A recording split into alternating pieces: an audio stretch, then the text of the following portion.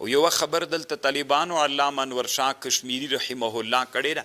علامه انور شاه کشمیری رحمه الله داسې لیکلي چې نبی علیه السلام ګوره د ماښام مونځ په دې ورځ باندې وروستی که عین د ماخوستان مانځه ته یې ویوړ.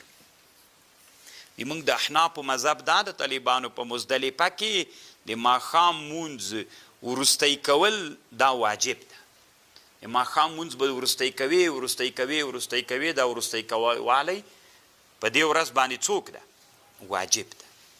حج ډیر سخت ده طالبانو، ځکه اول وار وي د سړي تتو پت ختلی وي چې څه به کېږي، غټ غټ مولیان وي پکې رابند وي. نو دې حدیث نه یو دا معلومیږي چې د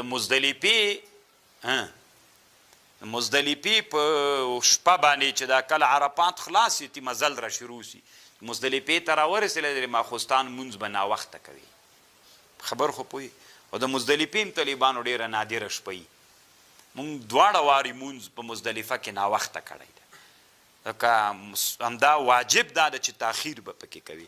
مزدلفې ته چې سړی راورسېږي داسې فکر کوي چې اوس به زه چې دلته خو هلته هم ښه کوټې وي، پرشونه یې دلته هم چې وي چې ملګري در سره یې او اول وار حج یې دی داسې فکر کوي چې اوس به دلته یوه ښه کوټه یي، هلته به ویده کېږي چې ورته یې دغه خاورې دي که نه دا چې انتخابوي که دا چې انتخابوي. حیرانه شي چې دا اوس خو بس دلته د الله یو عجیب هغه ده. مزدلفې مو الله مو حج نصیب که طالبانو ورونو د مزدلفې نادره شپه وي، په خاورو کې انسانان پراته وي.